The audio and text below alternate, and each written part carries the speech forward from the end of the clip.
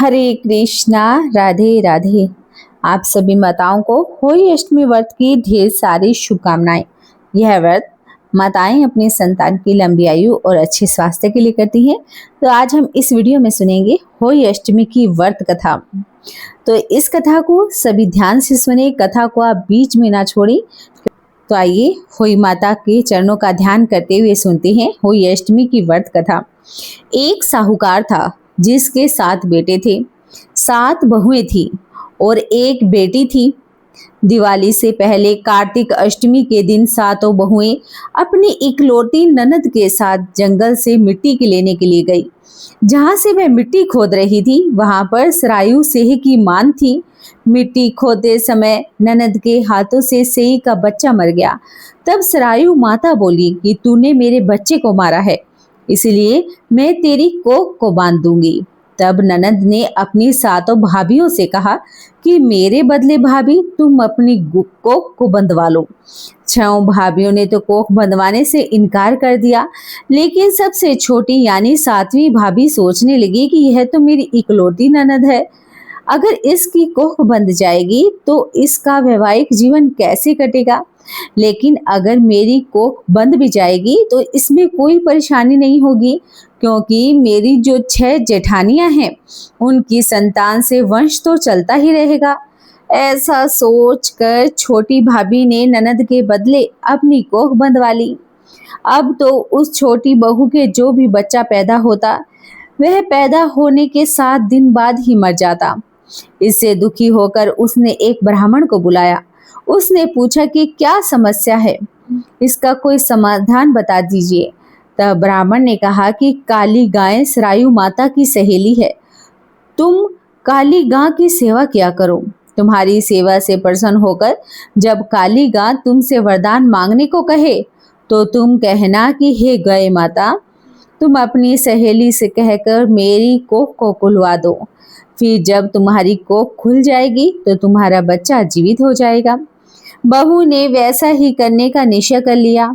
इसके बाद से वह छोटी बहू प्रातःकाल उठकर चुपचाप काली गाय के नीचे साफ सफाई कर जाती और चारा पानी सब रख जाती। जब कई दिन तक ऐसा चलता रहा तो एक दिन गाय ने सोचा कि आजकल कौन मेरी इतनी सेवा कर रहा है, सो मैं अब देखूं। ऐसा सोचकर अगले दिन गाय सुबह तड़के ही उठ गई और देखती है कि वह छोटी बहू उसकी सेवा कर रही है। गाय माता ने प्रसन्न होकर कहा कि हे बेटी, तुझे किस चीज की इच्छा है। तब छोटी बहू ने कहा कि हे गाय माता, सरायु माता तुम्हारी सहेली है और उसने मेरी कोख बांध रखी है, तुम उनसे कहकर मेरी कोख खुलवा दो। गाय माता ने ठीक वैसा ही किया। कहा कि बेटी ऐसा ही होगा।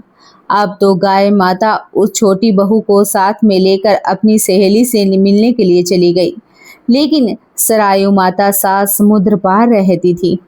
रास्ते में कड़ी धूप पड़ रही थी, सो वे दोनों एक पेड़ के नीचे बैठ गए। उस पेड़ पर एक गरुड़ पक्षी का बच्चा बैठा हुआ था। थोड़ी देर में एक सांप वहां पर आ गया और उस बच्चे को डसने लगा। तब उस छोटी बहू ने सांप को मारकर मिट्टी के नीचे दबा दिया और उसके बच्चे को बचा लिया। थोड़ी देर में उस बच्चे की माँ गरुड़नी भी वहां पर आई, तो वहां पर खून पड़ा हुआ देखकर उस छोटी बहू को चोंच से मारने लगी। तब बहू ने कहा कि मैंने तो तेरे बच्चे को मारा नहीं, बल्कि एक सांप से तेरे बच्चे की रक्षा ही की है। मैंने तो सांप को मारकर तेरे बच्चों की रक्षा ही की है, फिर भी तू मुझे ही मार रही है। तब उस गृहिणी ने कहा कि मैं तुमसे बहुत प्रसन्न हूँ, बोलो तुम क्या मांगती हो। बहू बोले कि 7 समुद्र पार सरायु माता रहती है, तुम हमें उसके पास पहुंचा दो। तब गृहिणी ने उन दोनों को अपनी पीठ पर बैठा लिया और तेज गति से उड़कर उन्हें सरायु माता के पास पहुंचा दिया। सरायु माता उन्हें देखकर बोली कि आओ बहन, बहुत दिन बाद आई हो। फिर कहने लगी कि मेरे सिर में जुएं पड़ गई हैं, उसे निकाल दो। तब उस बहू ने सलाई से सारी जुएं निकाल दी। इस पर सरायु माता प्रसन्न होकर बोली कि तूने मेरे सिर में बहुत सलाई डाली है, इसलिए तेरे 7 बेटे और 7 बहुएं होंगी। तब वो छोटी बहू ने कहा कि मेरे तो एक भी बेटा नहीं है, तो फिर 7 बेटे कहाँ से होंगे। इस पर सरायु माता बोली कि वचन दिया है, यदि वचन से फिरूं तो धोबिन के यहाँ कुंड पर कंकड़ हो जाऊं। तब बहू ने कहा कि मेरी कोख तो तुम्हारे पास बंधी पड़ी है। यह सुनकर सरायु माता बोली कि तूने तो मुझे ठग लिया। वैसे तो मैं तेरी कोख नहीं खोलती, लेकिन अब खोलनी पड़ेगी। जा, तुझे अपने घर पर 7 बेटे 7 बहुएं मिलेंगी। तेरा घर परिवार सदा सुखी रहेगा। तू घर जाकर उजमन की 7 होई बनाकर 7 कढ़ाई कर। इससे तेरी संतान सदा सुखी रहेगी और तरक्की करेगी। फिर छोटी बहू सरायु माता को प्रणाम करके गाय माता के साथ वापस आ गई। अपने घर पहुंचकर उसने देखा कि उसके 7 बेटे 7 बहुएं बैठी हुई थी। यह देखकर वह बड़ी प्रसन्न हुई। 7 होई बनाई, फिर 7 प्रकार की कढ़ाई करके उजमन किया। सरात के समय जेठानियां कहने लगी कि जल्दी से पूजा कर लो। यदि छोटी बहू ने हमें पूजा करते हुए देख लिया तो वह अपने बच्चे को याद करके रोने लग जाएगी। फिर थोड़ी देर बाद उन्होंने अपने बच्चों से कहा कि अपनी चाची के घर पर जाकर देख के आओ कि आज वह अभी तक रोई क्यों नहीं।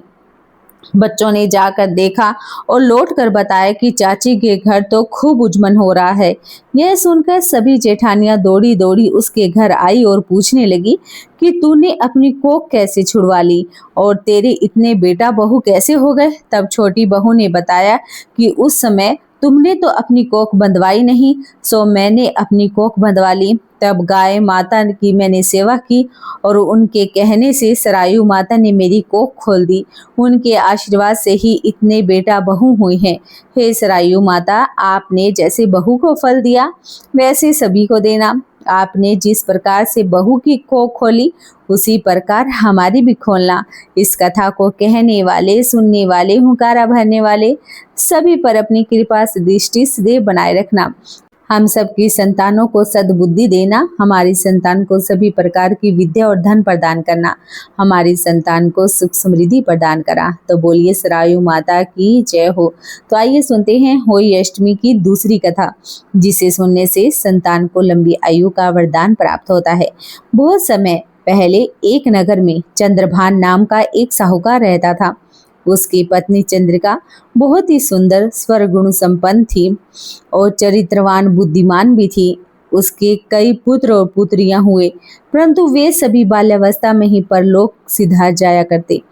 दोनों पति पत्नी संतान जीवित न होने से व्यथित हो रहते। वे दोनों प्रतिदिन मन में सोचते कि हमारे मर जाने के बाद इस धन संपदा को कौन संभालेगा। एक बार उन दोनों ने निश्चय किया कि वे वनवास लेकर शेष जीवन प्रभु की भक्ति में व्यतीत करेंगे। इस प्रकार वे दोनों अपना घर बार त्याग कर वन की ओर चल दिए। रास्ते में जब थक जाते तो रुक कर थोड़ा विश्राम कर लेते और फिर चल पड़ते। इस प्रकार धीरे धीरे वे बद्रिका आश्रम के निकट शीतल कुंड में जा पहुंचे। वहां पहुंचकर दोनों ने निराहार रहकर प्राण त्यागने का निश्चय कर लिया। इस प्रकार निराहार व निर्जला रहते हुए उन्होंने 7 दिन व्यतीत किए तो आकाशवाणी हुई कि तुम दोनों प्राणी अपने प्राणों को मत त्यागो। यह सब दुख तुम्हें तुम्हारे पूर्व जन्म के पाप के कारण भोगना पड़ रहा है।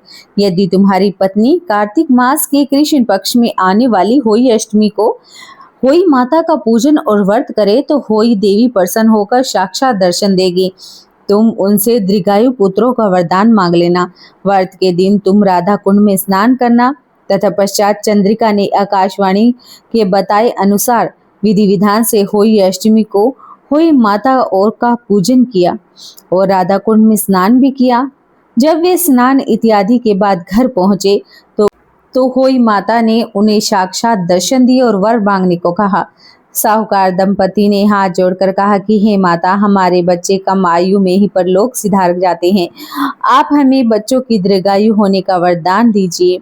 तथास्तु कहकर होई माता अंतर्ध्यान हो गई। कुछ समय के बाद साहूकार दंपति को दीर्घायु पुत्रों की प्राप्ति हुई और वे सुख पूर्वक अपना गृहस्थ जीवन व्यतीत करने लगे।